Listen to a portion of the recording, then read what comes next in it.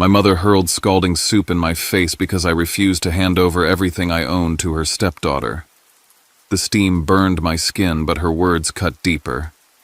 "Give her all your things, or get out," she screamed. I didn't fight. I didn't shout back. I just walked away carrying only a small bag and the leather wallet my father once pressed into my hand engraved with the words, "You are enough."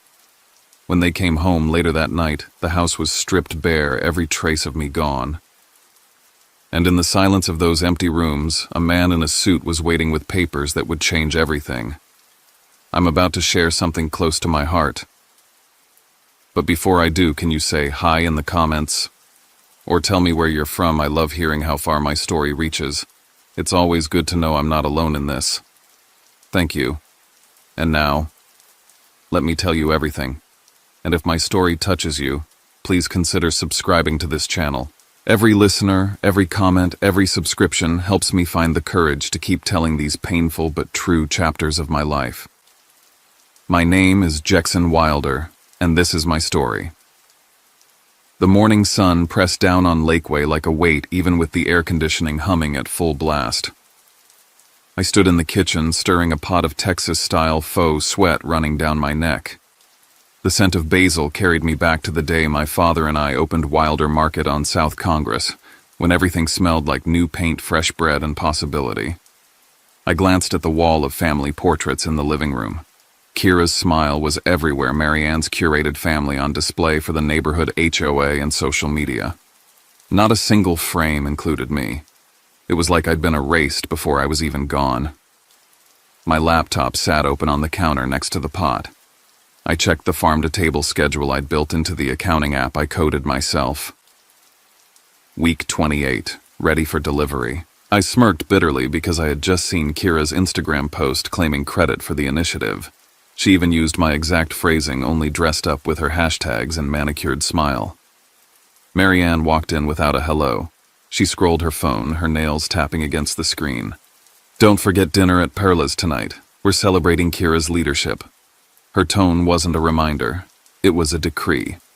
I answered flatly, my mind replaying those years after my father's stroke and death, the years I poured my life into rebuilding Wilder Market from debt into something respected. She didn't care.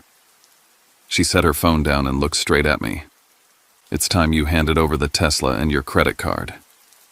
Kira needs them to grow her career. A good son knows when to step aside." I reached into my pocket and touched the leather wallet my father had given me. The words engraved inside, "You are enough," burned hotter than the stovetop. My answer was steady. "No, I've given enough. I still pay this mortgage. That car is mine. My savings paid for it." Her eyes hardened. She snapped a picture of the breakfast table, posting it to her Austin Local Gems group with the caption, "Breakfast, prepared by Jackson for Kira's family." The sting wasn't in her lie, it was in her certainty that no one would question it. Outside, I heard the crunch of tires. Kira's SUV had arrived. "Give her everything or get out," Marianne's voice cracked like a whip. She grabbed the pot of soup still boiling and flung it at me. The liquid seared across my cheek and shoulder. Metal clattered against the tile. I didn't yell. I didn't curse. I turned to the sink, rinsed my skin under cold water, pulled off my soaked shirt, and picked up my bag. I slid the wallet into my pocket and walked past Kira, who stood in the doorway with mock concern shining in her eyes like she'd just won a prize. I didn't look back.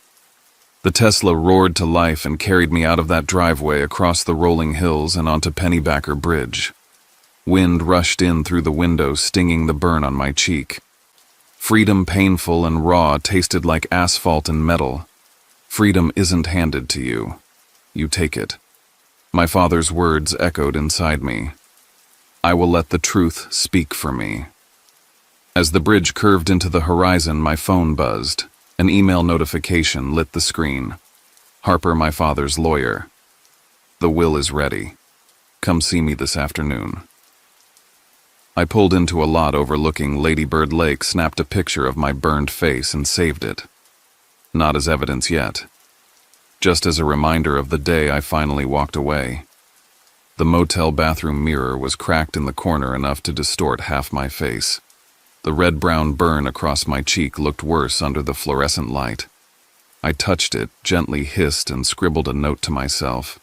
Doctor tomorrow. But the truth was, the burn was nothing compared to the hollow ache of being erased from my own life. My phone rang. Riley's name appeared. Her voice was urgent. I kept something, Jex. A document. It has your signature on it, but I know you never signed it. Meet me behind Houndstooth. An hour later, the Austin sun baked the asphalt of the east side lot. Riley handed me a manila envelope. Inside was an assignment of interest transferring Wilder Market's control from me to Marianne. My supposed signature trailed across the bottom. My stomach dropped when I saw the bank statement attached funds moved directly from the store into Kira's account. I opened my laptop on the hood of my car and checked the metadata of the scanned file. The scan date matched the week of my father's funeral, the exact moment my world had already collapsed. They chose the day I was weakest, I whispered. Riley leaned in, pointing to the notary seal. Look at that. It's tilted. That's not original ink, it's been copy-pasted. I photographed it, created a new folder on my drive labeled for Harper, and saved it there. My email buzzed. Lila, a former employee, had forwarded me a grant application submitted to the state of Texas under my name. The project Austin Food Connect. The listed founder, Jackson Wilder. The interview responses, though, belonged to Kira. My tone, my words, my story, all stolen. I sat in the car, the city buzzing around me, and weighed my options. Report them now, call the police. But with just this, they could twist it back on me. If the grant went bad, I would be held responsible. I needed a full picture before I could strike. The truth wasn't enough, it had to be undeniable. So I wrote Harper, attached everything, and set a meeting for the next morning. Then I opened a spreadsheet and began cataloging every piece of evidence, rating it by source and strength. If they wanted to erase me, they'd chosen the wrong person. My phone buzzed again. This time a text from an unknown number. Don't sign anything from Marianne. Harper has what you need. But it's not just the will. I stared at the words until the screen dimmed. My face throbbed with heat, my shoulder burned, but deeper than either wound was the fire that had finally started to rise. They thought I would stay quiet. They thought I would fold. But I wasn't just a son anymore. I was the rightful heir, and I wasn't going to let them bury me alive. Morning in downtown Austin looked cleaner than it felt. The glass of the Frostbank Tower cut the sky into hard blue panels, and the Colorado River slid past like a calm promise I didn't entirely trust. Harper ushered me into his office with a quick glance at my cheek. We'll document the injury later, he said, crisp as a docket, and slid a black leather folder across the table. Inside lay the spine of my life. The original will named me the primary owner of Wilder Market. Marianne appeared only as a temporary co-manager if I was incapacitated for up to 12 months after my father's death. The words were steady and simple, the kind my father always preferred. The second document shook me, more a codicil in his careful handwriting, witnessed and sealed. If there was impersonation or falsified paperwork tied to Wilder Market, all managerial rights shifted to me immediately, and counsel could act on my behalf without delay. A fuse already wired. Harper took out a thin envelope and rested his fingertips on it like it might run. This was meant for you 5 years ago, he said. Inside lay a letter in my father's blocky script and a bank key taped to the bottom corner. Jackson, protect what matters. I trust you. Postage receipts showed it had been sent to the house. Harper's record showed it was never delivered. We'll pursue mail interference, he said, voice low. I breathed past the tightness in my chest and slid the forged assignment of interest across to him, followed by the grant files. He compared the notary seal to a register he kept on screen and tapped the name with the back of his pen. Miller. He's on your HOA. A neighbor. He's also had run-ins with Wilder Market about vendor permits. My lungs filled with the kind of slow fury that doesn't need heat to burn. We start with verification, Harper said. Independent handwriting analysis on your signature. A request to the state to put the grant on hold based on identity misuse. We file notice to reassert control under the codicil, and we document the intercepted letter. I nodded, then admitted the part I'd kept quiet. I helped buy the house. I'm on title with Marianne. Harper didn't flinch. That gives us a second track. If necessary, we initiate a partition. It's not pretty, but it's clean. He pushed one last envelope toward me. Scanned pages of my father's early ledgers from the 90s, his notes marching down the margins, and in the corner of each page the same inscription, for Jackson. Proof in ink of what he'd been building and for whom. It felt like a hand on my shoulder from a man who knew I would need it later. Harper leaned back. We'll take this public in a place that belongs to the neighborhood, he said. Zilker Park HOA meeting this weekend. If the truth needs a room, give it a crowded one. I pictured the hall, the folding chairs, the way whispers move faster than facts. My jaw set. I'll be there. He watched me stand, then added one last line, almost gentle. Be ready. When you drag the truth into the light, people will try to turn off the lights. I held the leather wallet in my palm until the letters stamped inside impressed against my skin. You are enough. The river outside slid on the city, busy with its errands, and for the first time in years, I felt the ground under my feet belonged to me. I texted Riley as I left, asked her to keep her phone on for the weekend. I forwarded Lila's emails to a private archive and set calendar invites with attachments and timestamps. By the time I hit the sidewalk, the steps were already moving. Close the grant channel, freeze the fake transfer, publish the ownership notice under the codicil log, the injury, preserve every file. I tucked the letter back into its envelope like a live match and headed toward the garage, the heat pressing down in sheets. Across the river, the city looked exactly the same. I didn't. By Saturday, the air had thickened into that early summer weight Austin knows so well. The community hall at Zilker smelled like folding chairs and old coffee. Floor-to-ceiling windows framed the lawn where families dragged coolers and kids chased shadows. Inside, Kira stood at the podium in a cream blazer, her slides beaming behind her South Congress revitalization lead partner, Wilder Market.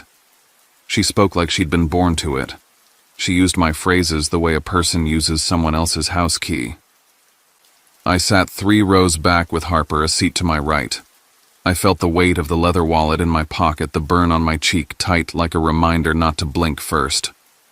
When the chair opened the floor for questions, I rose. No dramatics.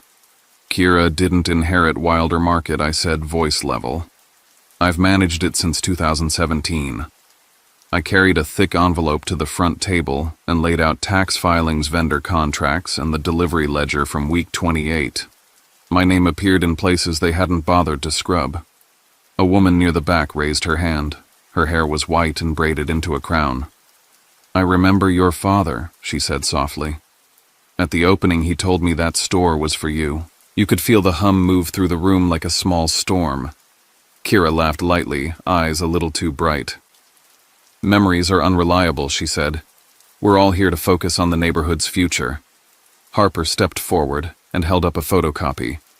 This transfer document has a notary seal belonging to Mr. Miller, he said, indicating a man in a golf shirt near the aisle. Mr. Miller, are you comfortable confirming that this seal placed on a day the signatory was at a funeral is yours? Heads turned. Miller went red and tugged at his collar. I notarize a lot, he muttered. I don't remember every date. The chair scribbled a note. Someone near the window took out a phone. Marianne stood sharp as a snapped branch. My son is jealous, she said. He's trying to take what isn't his. He hasn't contributed a thing. I didn't take the bait. Harper slid the tax summaries across the table, each year stamped and signed 5 in a row. He contributed cash, time, expertise, and risk, Harper said, consistently.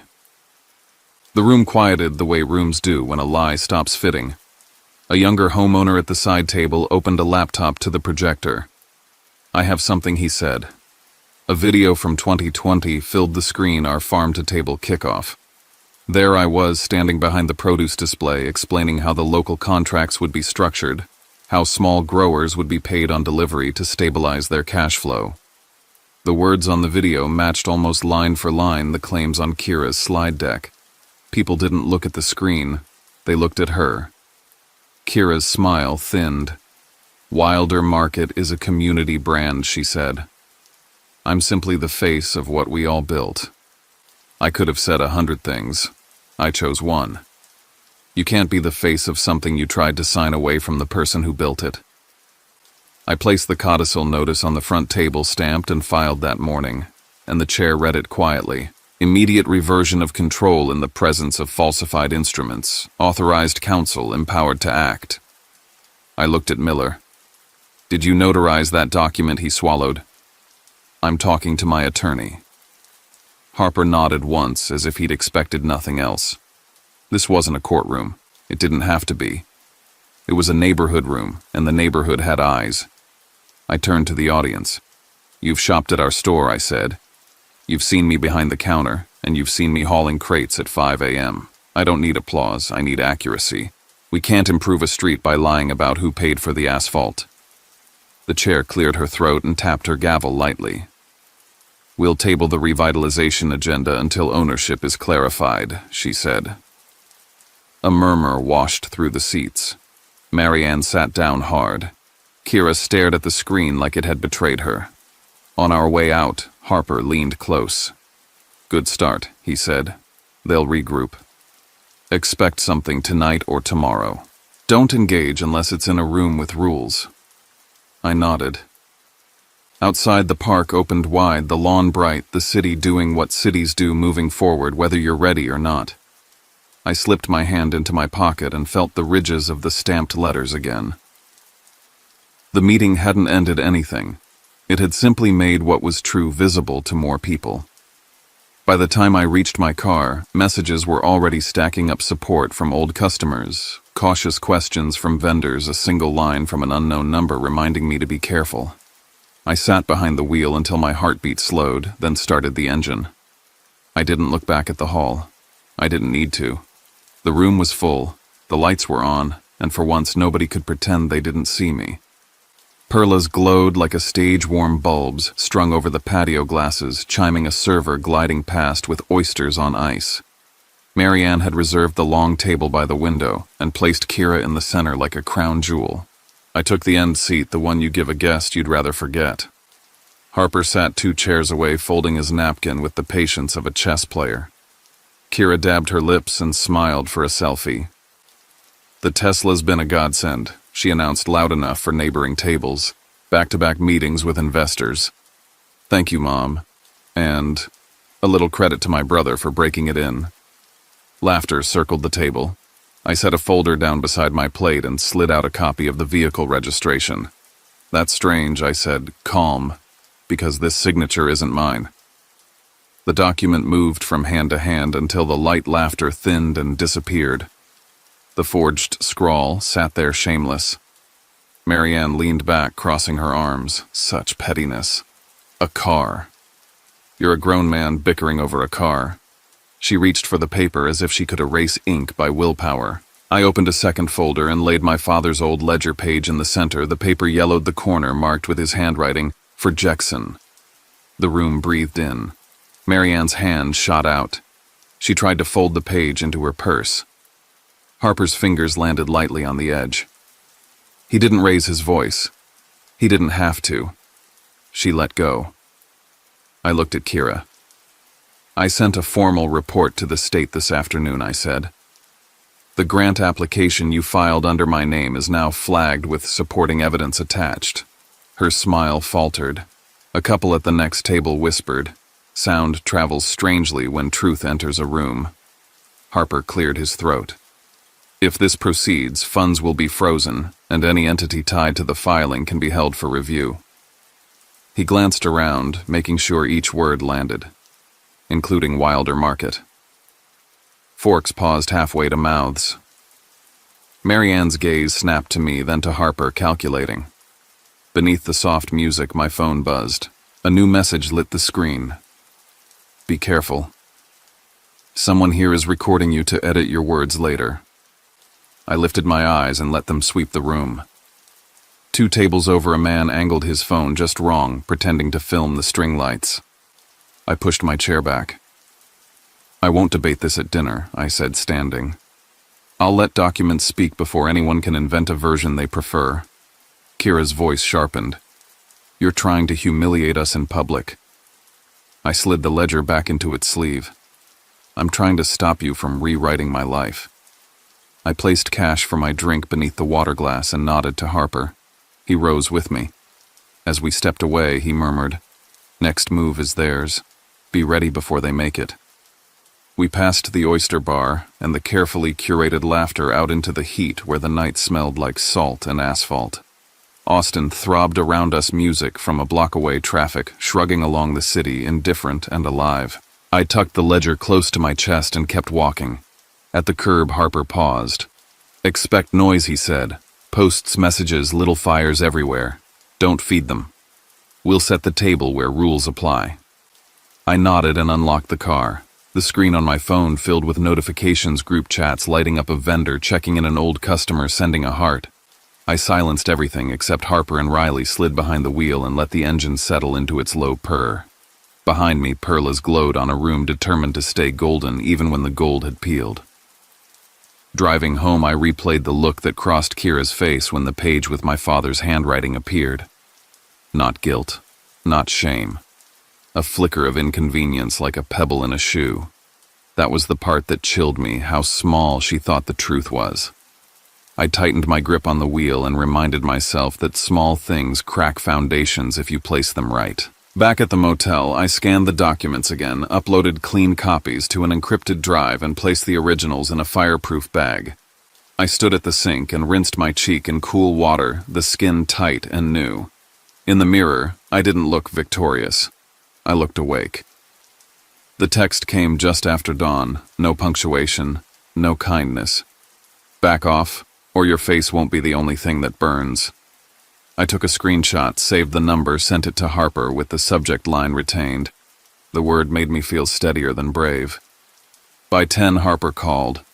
"The state has paused the grant," he said. "On our request. That stops movement. It doesn't end scrutiny. On paper, you're the applicant." I sat down on the edge of the motel bed. "So they can look at me," I said. "They should. The sooner we show them what's real, the better." He agreed. "We'll get ahead of it with a sworn statement, exhibits attached." Riley met me in the back lot of my old office park, a place that still smelled like summer tar and vending machine coffee. She held a flash drive like a relay baton. "We got into the legacy mail server," she said. "Archival folder. Someone tried to purge it, but they didn't finish." On my laptop, her recovered thread opened like a trapdoor. Kira emailing Marianne a year ago about a plan to scrub my name from every public-facing asset drafts attached for posts that would announce she'd been running the store since 2020. The send date was my birthday. I felt something inside me knock once, then go still. I forwarded the packet to Harper and labeled it plainly Communications Re-Removal Plan. When the progress bar completed, I pulled up the Tesla account on my phone and exported the trip log. The day of the so-called transfer, the car never left the east side of the city with me in it. Later that afternoon, it pinged briefly at a strip mall where a small notary office shared space with a tax preparer. I dropped a pin, saved the map, and sent the location data along with the time-stamped route. The story they'd built wobbled the moment gravity hit it. Lila's message arrived just as I closed my laptop. She'd found a short, grainy clip from the store's back-office camera saved to a hidden folder by habit more than foresight. The audio was muddy, the angle poor, but Marianne's voice carried clearly enough. "We borrow his name to get the doors open, then we take the name off the door." Kira answered softer, the words clipped by the mic. "People trust him. We keep that until they don't notice anymore." It wasn't a confession carved in stone. It didn't need to be. It showed intent like a shadow shows shape. I walked the perimeter of the lot to clear my head. Delivery trucks rattled the alley. A man in a bright vest stacked water cases by the service door. Ordinary life went on, which somehow made the fight feel more real, not less. I called Harper. He listened to each piece, asked for file hashes, asked Riley to sign a short declaration about the recovery path. Then he said, "It's time. Mediation." I'll request dates. Bring everything. Everything meant more than paper. It meant the day my mother threw a pot at my face because I said no. It meant a childhood of shrinking to fit a frame that never included me. It meant the ledger corners my father marked for a future he wouldn't see. I drove to his grave and sat in the heat with the engine off and the windows down. "I'm doing it the way you'd want," I said out loud, the words floating up and falling back warm as breath. That night the city leaned into itself. I walked from the motel to the corner taqueria, kept my head down, listened to the sizzle in the radio and the soft murmur of people who weren't performing for anyone. When I got back, another unknown number had left a voicemail, heavy breathing, and the click of a lighter. I saved it, made a note, turned my phone face down. I spread the documents across the small desk: registration ledgers, grant archive email threads, location reports, the letter, the codicil. The pattern was plain. This wasn't a bad argument that got out of hand. It was a structure planned and layered: falsify, redirect, erase, present a new story until the old one stopped being believed. A map of how to steal a life without leaving a visible burglary. Harper texted close to midnight. Mediation confirmed. 3 days. We put all the cards down, he wrote. No emotion, just sequence and proof. I typed back, understood. Then I added the only thing that mattered to me. It's been 5 years. I'm ready.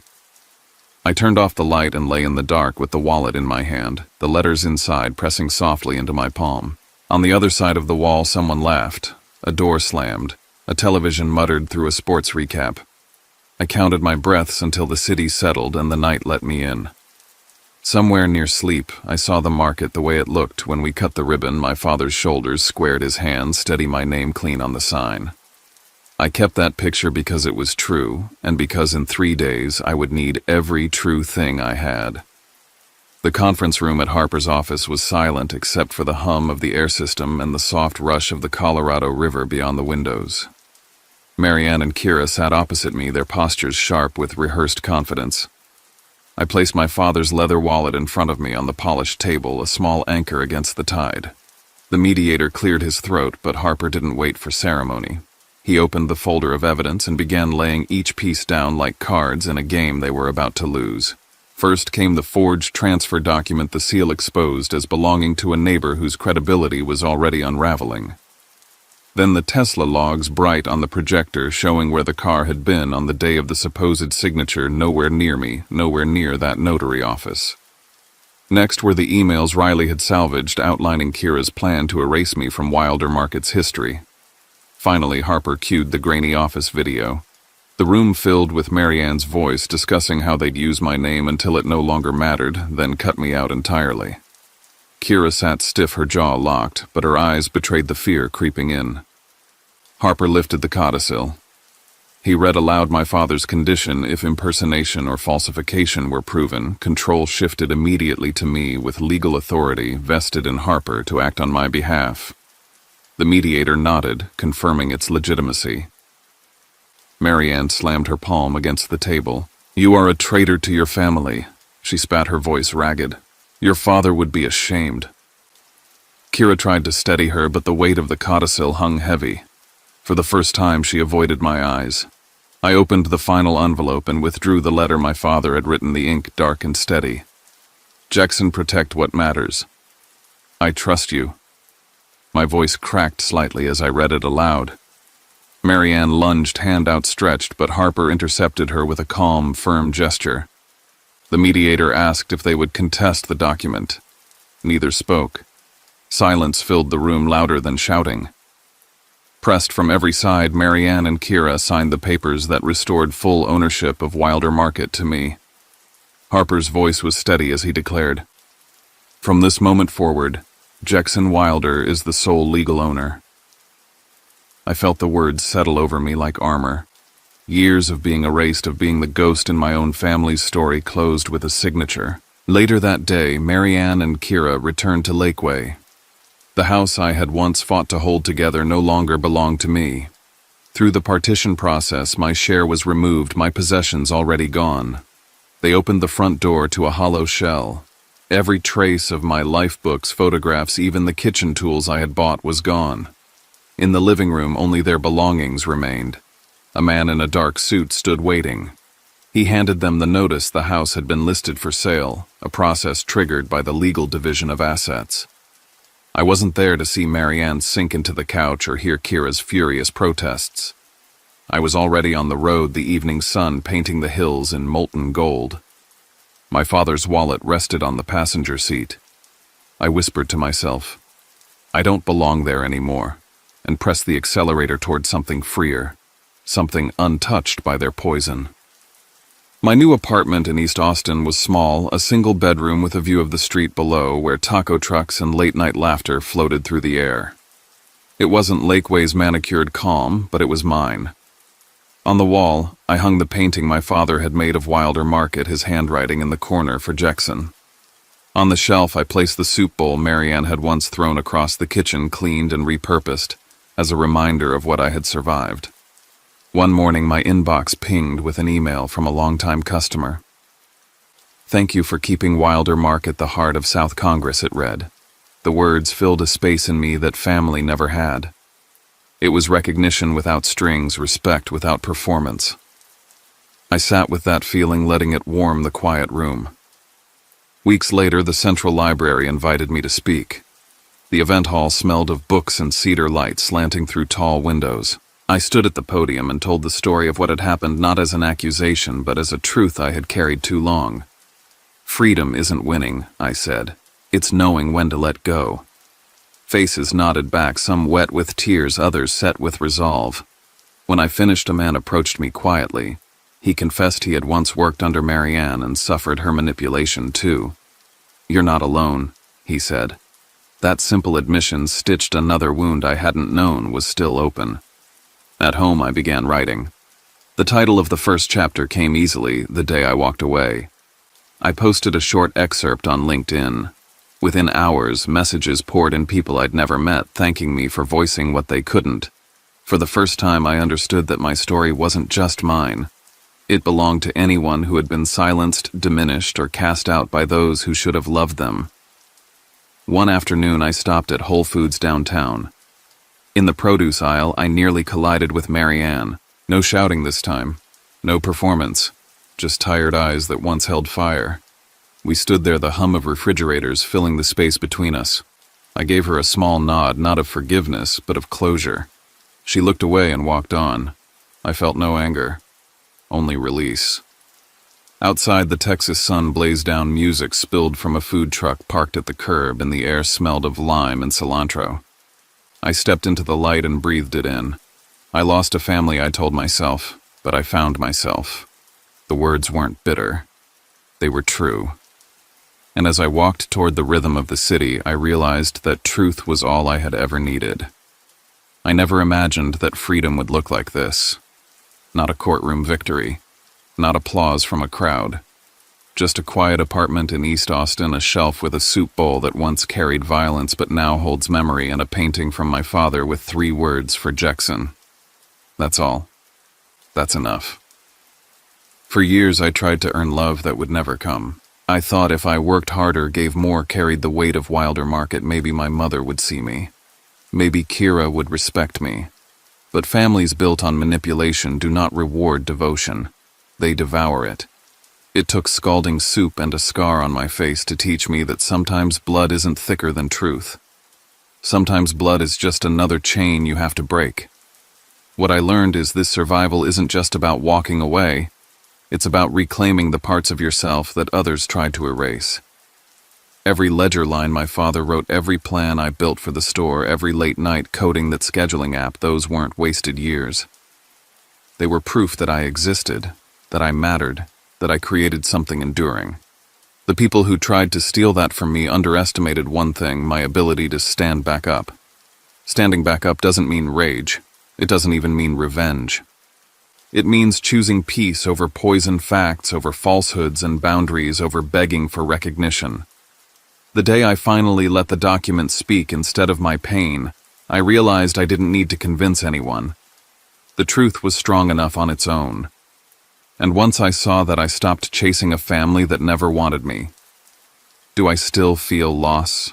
Yes. The ache doesn't vanish. When I see other families gathered around a table in harmony, there's a quiet pang inside me. But I no longer measure my worth against what I lacked. I measure it against what I've built: resilience, clarity, independence, and a new life where my story belongs to me. That's the inheritance my father really left me, not the store, not the house, but the courage to protect what matters. Maybe you felt it too. Maybe someone close to you tried to erase you, silence you, tell the world you weren't enough. Maybe you're carrying wounds no one else can see. If that's you, let my story be proof you don't have to stay in the house that hurts you. You don't have to hand over your life to people who only see you as fuel for their fire. You can walk away. You can reclaim yourself. And you can heal, not by waiting for an apology, but by building something stronger out of the ashes. Thank you for walking through this story with me. If it resonated, if it stirred something in you, please let me know. Drop a comment, share where you're from, or simply say I hear you. Because the hardest part of telling a story like this isn't reliving the pain, it's fearing that no one will care. Every comment reminds me I'm not shouting into silence. And if you believe stories like mine matter, I'd ask you to subscribe to this channel. Each subscription helps me keep telling the truth that some people want buried. Your support makes it possible for me to shine light on dark places, not just for me, but for anyone who needs to hear that they are not alone. I am Jackson Wilder. This was the day I walked away. And though I lost the family I thought I needed, I found something better myself.